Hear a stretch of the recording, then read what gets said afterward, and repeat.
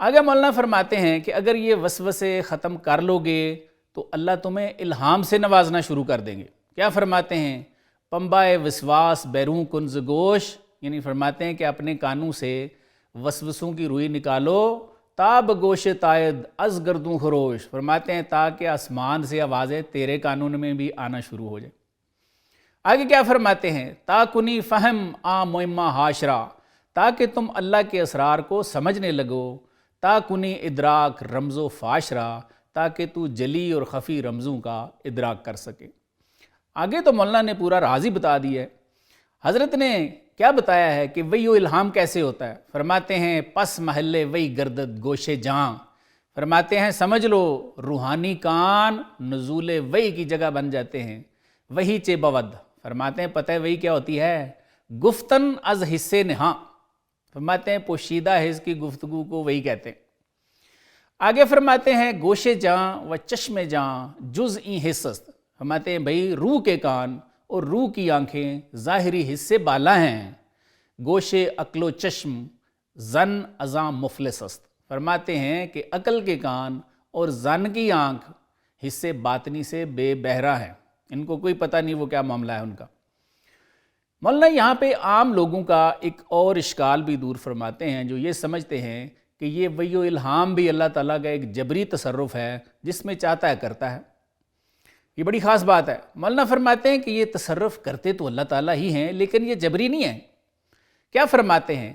مولانا فرماتے ہیں امت محمدیہ کے لیے اللہ تعالیٰ کا یہ خاص انعام ہے جو کوشش اور اللہ کی رحمت کے ساتھ جڑا ہوا ہے، اور قرآن نے اسے اللہ کی معیت فرمایا ہے۔ مولانا فرماتے ہیں این معیت با حق است و جبر نیست، فرماتے ہیں بھائی یہ اللہ کی معیت والوں کے لیے الہام ہے اور یہ جبری نہیں ہوتا، اللہ کا یہ عام تصرف نہیں ہے۔ این تجلی باست این ابر نیز، فرماتے ہیں یہ اس ازلی چاند کا نور ہے جو خواص کو ان کی شرح صدر کی صورت میں ملتا ہے، یہ بادل کی طرح یہ انعام سب پہ نہیں برستا۔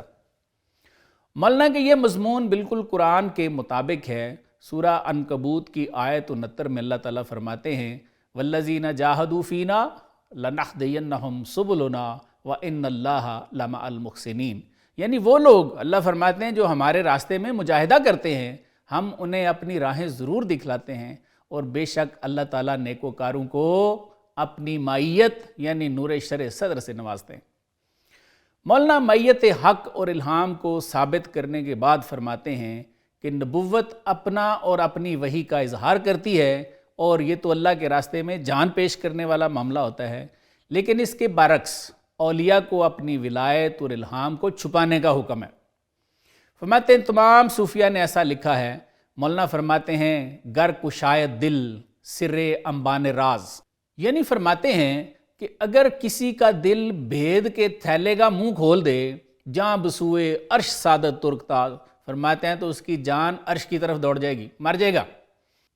آگے فرماتے ہیں گر زباں گوید از اسرار نہاں، کیا فرماتے ہیں کہ اگر زبان مخفی اسرار کو ظاہر کرنے لگے آتش افروزد بسوزدیں جہاں، تو فرماتے ہیں آگ لگ جائے گی اور یہ جہان جل جائے گا اس میں۔ کیا ہی خوب کلام ہیں اور کتنے ہی بڑے سچ ہیں یہ۔ منصور حلاج اور حضرت بایزید بستامی رحمۃ اللہ علیہ جیسے اولیاء کی زبانوں سے حالت سکر میں کچھ کلاموں کا اظہار ہوا ہے، اور ان کو عوام نے کیسے لیا اور ان سے کتنے بڑے بڑے فتنے امت میں پھیلے ہیں وہ ہم سب کے سامنے ہیں۔ اس لیے صوفیہ کی یہ بات سمجھ آتی ہے کہ الہام کو چھپانے کا حکم ہے۔ جو لوگ ہوش میں ہیں اور برملا یہ کہتے پھرتے ہیں کہ ان کو الہام ہوتا ہے، یہ عامل ہوتے ہیں ولی نہیں، اور ان کو شیطانی الہام ہوتا ہے، کیونکہ خواص اپنے معاملات کا بالکل اظہار کرتے ہی نہیں ہیں۔ مولانا الہام کو چھپانے پہ مزید فرماتے ہیں بر لبش کفلست و در دل رازہا، فرماتے ہیں اولیاء کی بات ہی اور ہے۔ کیسے؟ فرماتے ہیں ان کے لبوں پہ قفل لگے ہوئے ہیں، تالے لگے ہوئے ہیں، اور لب ان کے خاموش ہیں۔ مولانا الہام چھپانے پہ مزید فرماتے ہیں بر لبش کفلست و در دل رازہا، فرماتے ہیں کہ اولیاء کے دلوں میں راز ہوتے ہیں لیکن ان کے لبوں پہ تالے لگے ہوئے ہوتے ہیں۔ لب خاموش و دل پر از آوازہا، فرماتے ہیں ان کے دلوں کو تو اللہ تعالیٰ الہام دیتے ہیں لیکن وہ اپنے ہونٹ نہیں کھولتے۔ آگے فرماتے ہیں عارفاں کہ جام حق نوشیدان، فرماتے ہیں وہ عارف جنہوں نے حق کے جام پی رکھے ہیں، راز ہا دانستہ و پوشیدان، فرماتے ہیں وہ راز تو پا گئے ہیں لیکن چھپ گئے ہیں۔ مزید کیا لکھتے ہیں؟ فرماتے ہیں کہ بھائی یہ تو فقر کا قانون ہے، کون سا؟ ہر کرا اسرار حق کا موختن، فرماتے ہیں کہ اللہ تعالیٰ جس کو اسرار سکھاتے ہیں، مور کردن و دہانش دوختن، فرماتے ہیں اللہ تعالیٰ اس کا منہ سی کے اوپر مور لگا دیتے ہیں۔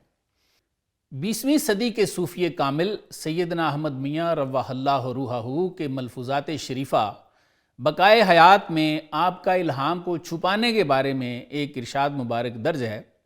آپ فرماتے ہیں کہ الہام اللہ تعالیٰ کی طرف سے امانت ہوتا ہے، اور جو امانت میں خیانت کرے یعنی اس کا اظہار کر دے تو فرماتے ہیں اللہ تعالیٰ اسے امانت دینا بند کر دیتے ہیں۔ فرماتے ہیں اسی خوف کی وجہ سے خواص ڈرتے رہتے ہیں اور الہام کا بالکل اظہار نہیں کرتے۔ ناظرین ایک وقفہ لیں گے، وقفے کے بعد دیکھیں گے کہ مولانا نے مثنوی شریف کے حصہ اول دفتر دوم میں ہمارے لیے مزید کیا لکھا۔